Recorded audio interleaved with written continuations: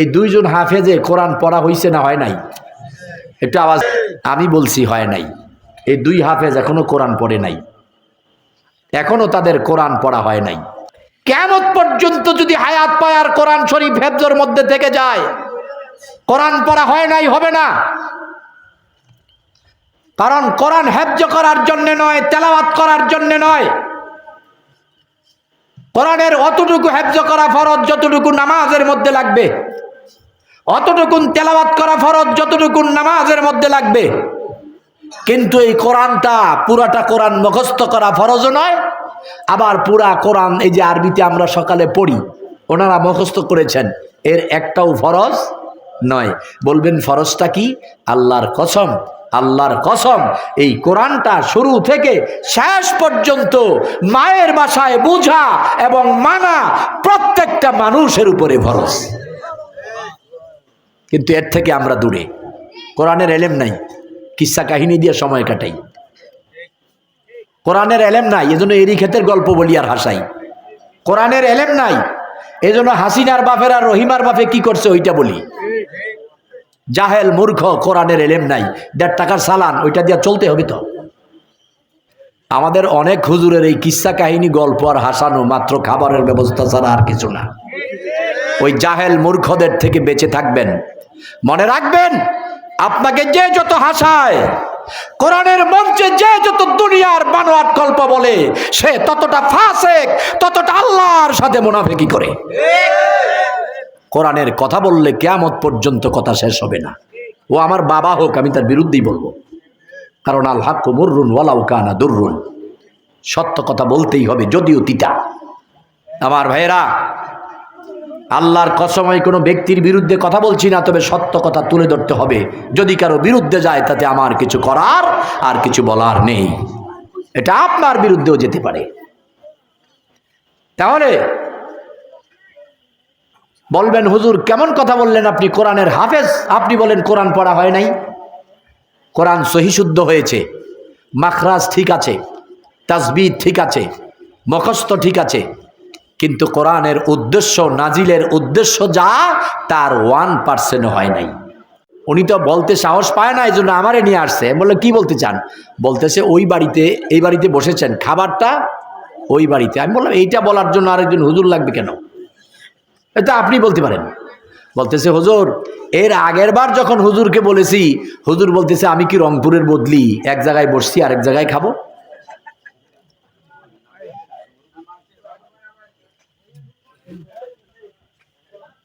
তা আমি বললাম উনি রংপুরের বদলির চাইতেও আরো খারাপ। কারণ রংপুরের বদলি সারাদিন মাঠে কাজ করে 8 ঘন্টা কাজ করে নেয় 500 টাকা, আর উনি হাসাইয়া কথা বইলা 1.5 ঘন্টায় নেয় 50,000 টাকা। রংপুরের বদলি ওনার চেয়ে ভালো। এজন্য আল্লাহ ওনার জবান দিয়ে সঠিক কথাটাই বের করে দিয়েছেন। আল্লাহ ওনার জবান দিয়ে সঠিক কথাটাই বের করে দিয়েছেন। বাইরে আমি যদি এই চিন্তা করি, আমার মতো কত মানুষ কত কষ্টে জীবন চালায়, পরিশ্রম করেও সংসার চালাইতে পারে না, সেও তো আমার মতো মানুষ। আর আমারে আল্লাহ তাআলা কত ইজ্জত দিলেন, কত সম্মান দিলেন, 1-1.5 ঘন্টা কথা কইয়া 25-30 হাজার টাকা বিনা দিনদায় হাতে দিলেন। তাইলে আমি আর শুকরিয়া কি দিয়ে আদায় করব? এর চেয়ে বেশি পাওয়া আমার কি দরকার আছে? আপনি তো আশা করতেই পারেন যে হুজুর একটু আমার বাড়িতে আসুক, আমার বাড়িতে বসুক। এই যে আশাটা, এটা কি সম্মান করে না অসম্মান দিয়া? আমি যদি চিন্তা করি আমি কি রংপুরের বদলি, তো আল্লাহ কয় তুই তো বদলির চেয়েও খারাপ। হইতে তো পারে রংপুরের বদলি জান্নাতে যাবে, আমার এই বিদ্যাঙ্গুলি দেখে কইব হুজুর আপনার তো ওয়াজ শুনছিলাম, আমি তো জান্নাতে যাই, আপনি এখনো যান নাই। এজন্য আমার ভাইয়েরা, ঈমান আর আমল, এই পবিত্র কোরআনুল কারীমে আল্লাহর আদেশ মাত্র 2টা। অল্প কয়েকটা কথা নিয়ে বাড়িতে যান, অল্প কয়েকটি কথা নিয়ে বাড়িতে যান। ভাগ্য যার ভালো সেই বসতে পারবে, শুনতে পারবে। ভাগ্য যার ভালো না, সে বসতেও পারবে না, শুনতেও পারবে না। যে কিরে হুজুর দি সুর দেয় না, হুজুর দি আওয়াজ দেয় না, হুজুর দি মজা লাগায় না, মজাটা বেহেশতে পান, মজাটা বেহেশতে গিয়ে নিয়েন। এই পবিত্র কোরআনে আল্লাহর আদেশ মাত্র দুইটা। কয়টা? দুইটা। আপনি বলেন তো প্রত্যেকটা মানুষের উপরে আল্লাহর প্রথম আদেশ কোনটা? নামাজ, রোজা, হজ, যাকাত, ঈমান। আগে কোনটা? ঈমানের আগে আর কিছু আছে? আছে। ঈমান আগে নয়, ঈমান আগে নয়। কথা বুঝেন? কত ভুলের মধ্যে আপনারা আছেন, আমরা আছি। ঈমান আগে নয়। আগে যদি ঈমান হতো আল্লাহ নবীকে বলতেন ইয়া আইয়ুহান নবী আমিনু বিল্লাহ, হে নবী আপনি আল্লাহর উপরে ঈমান আনেন। আল্লাহ বলতেন আকামাস সালাহ, আপনি নামাজ কায়েম করেন। আতাত যাকাত, আপনি যাকাত দেন। অতুজাহিদুনা ফি সাবিলিল্লাহ, আপনি আল্লাহর পথে জিহাদ করেন।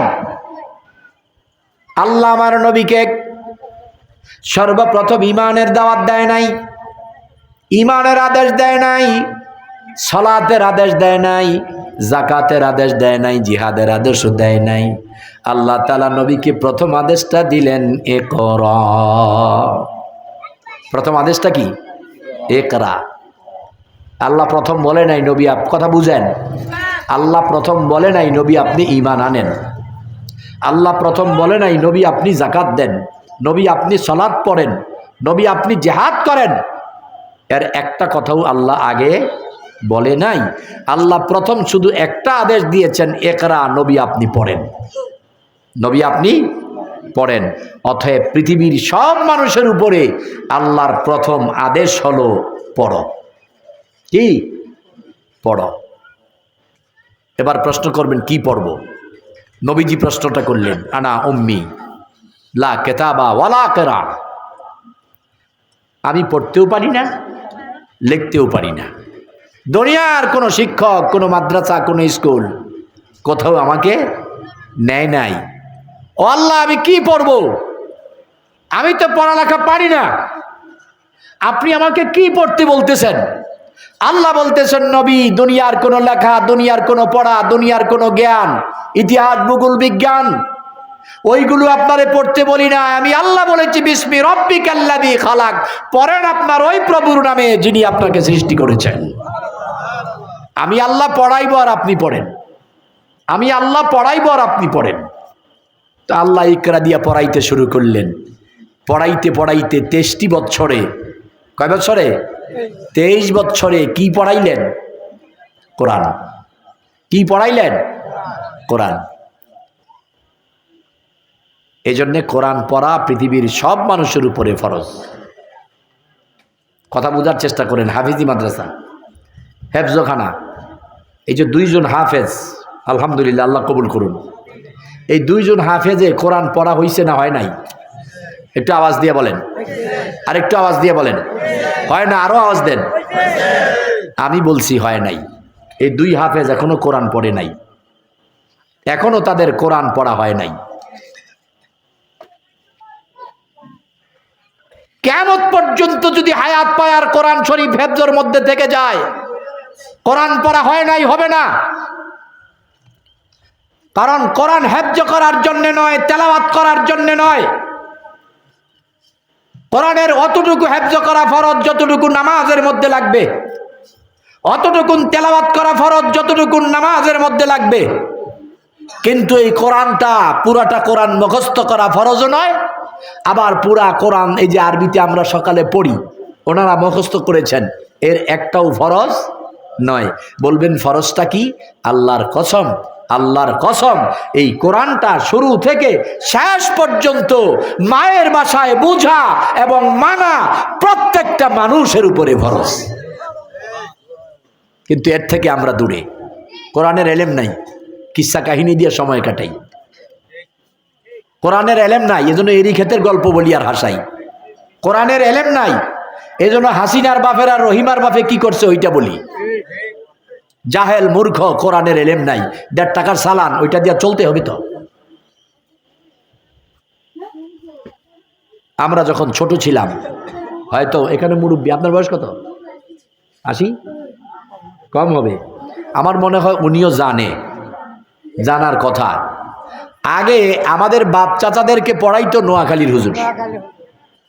তো নোয়াখালীর হুজুর কোন রকম আলাম তারা সূরা পর্যন্ত পারে, এরপরে আর পারে না। 2 বছর পর্যন্ত বাড়িতে থাইকা মসজিদে থাইকা আলাম তারা সূরা পর্যন্ত পড়াইছে। এবার ছেলে কায়দা নিবে। কি নিবে? কায়দা। আসলে হুজুরে কায়দা পারে না, যাবে কোথায়, থাকবে কিভাবে?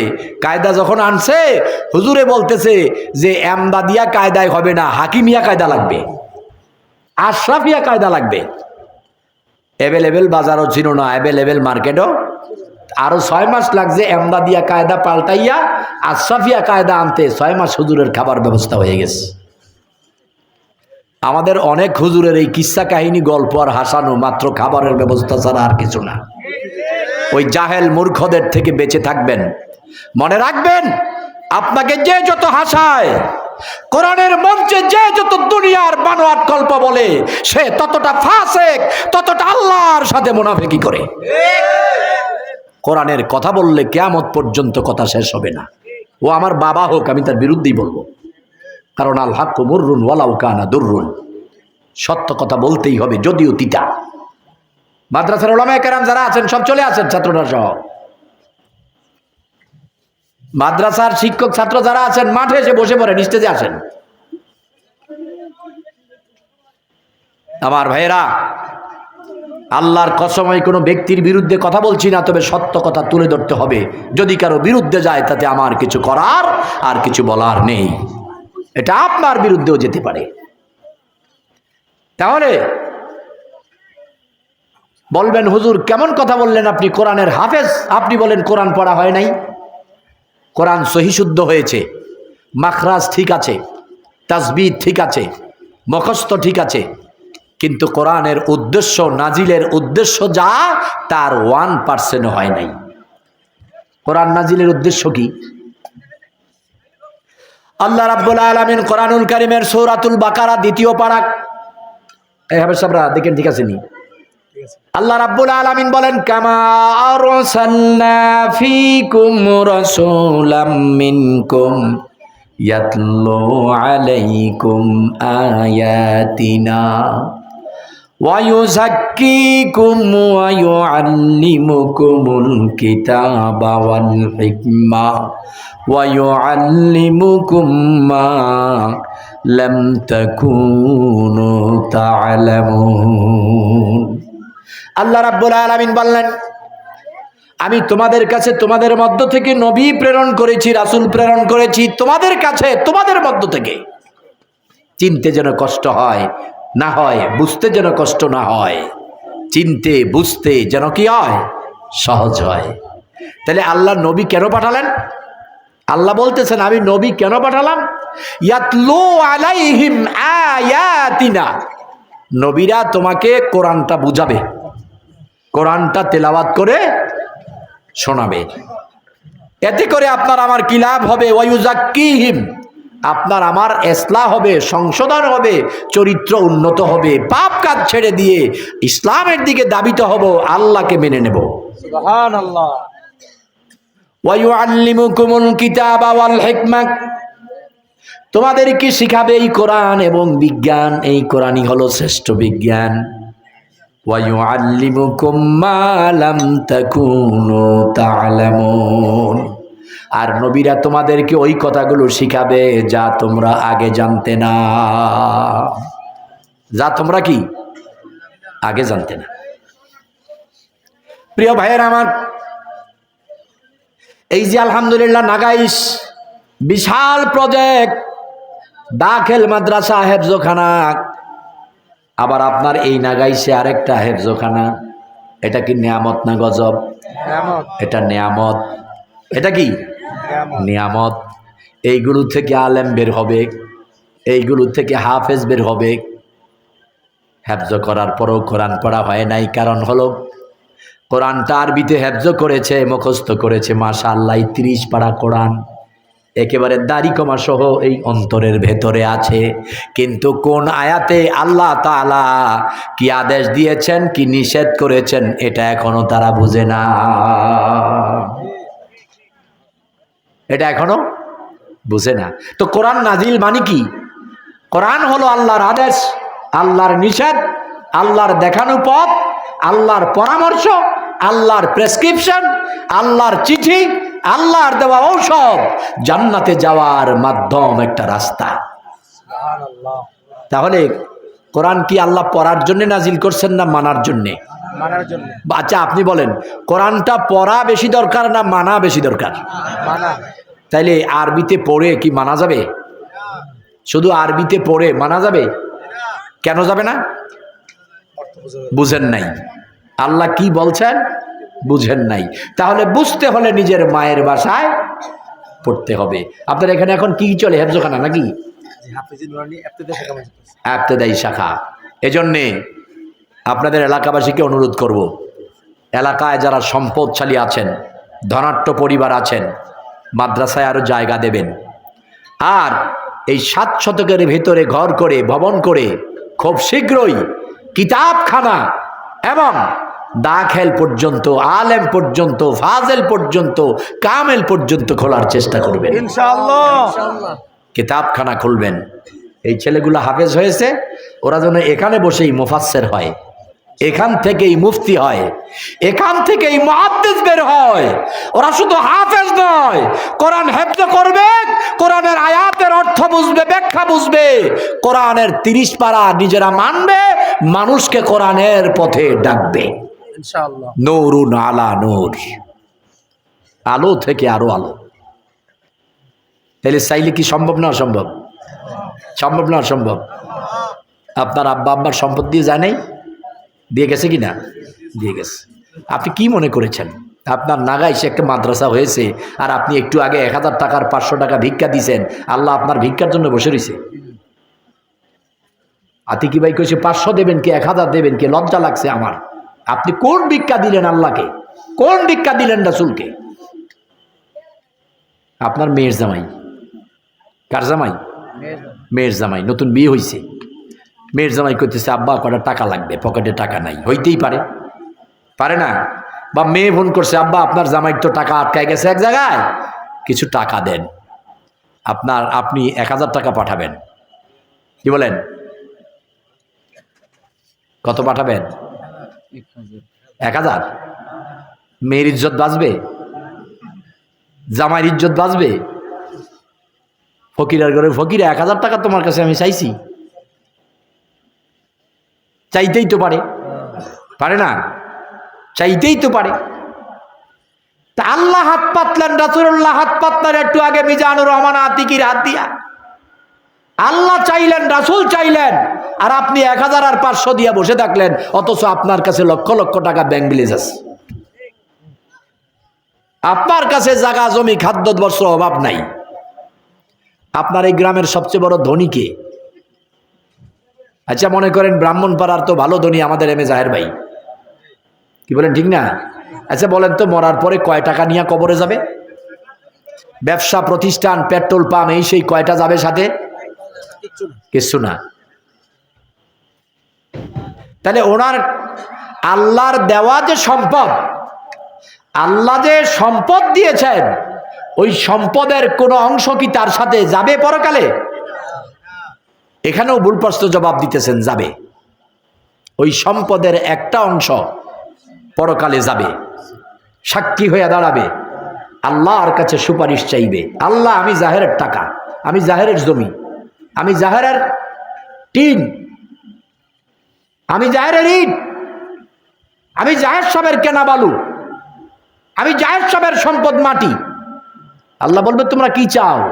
বলবে আমাদেরকে আপনার পথে ব্যয় করেছে, সুবহানাল্লাহ, আমাদেরকে আপনি তার হাতে দিয়েছিলেন মালিকানা করে।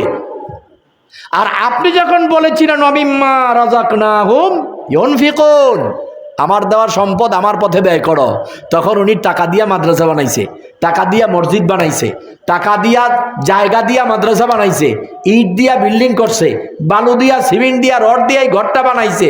কোরআনের ঘর, হাদিসের ঘর, নামাজের ঘর, সাদাকায়ে জারিয়া, রাস্তা, এতিম, অসহায়, মিসকিন, এদেরকে দান করেছে, চিকিৎসা করেছে, গাছ লাগাইছে মানুষে ছায়া পাওয়ার জন্যে, গাছ লাগাইছে মানুষে ফল খাওয়ার জন্যে, টিউবওয়েল বসাইছে মানুষে পানি খাওয়ার জন্যে, পুকুর কাটছে মানুষে গোসল করার জন্যে। ও আল্লাহ, মানবের কল্যাণে তোমার দেওয়া আদেশে সদাকায়ে জারিয়া এগুলো করেছিল, এই জন্য আমরা আজকে দাঁড়াইছি।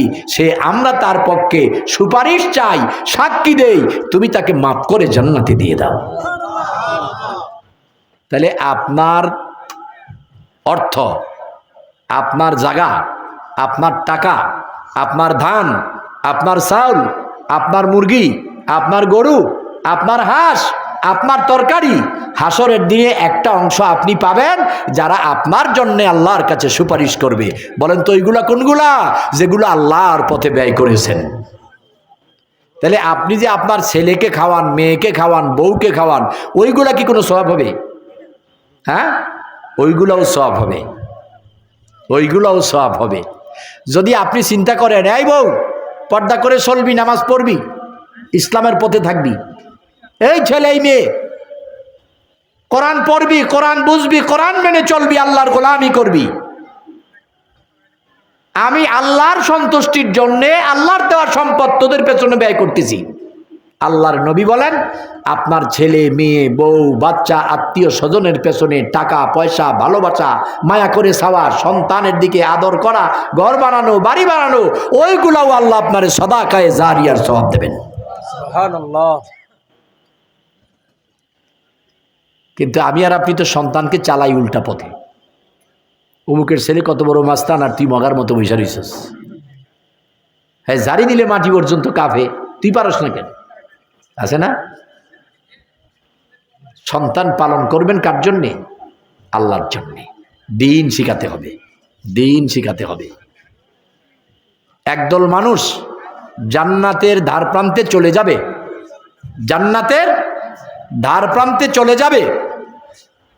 যুবকগুলো বলবে, আল্লাহ আমি তো জাহান্নামে যাচ্ছি, আমার আব্বাকে, আমার আম্মাকে, আমার ভাইকে, আমার গার্ডিয়ানকে একটু ডাকাইয়া দেন।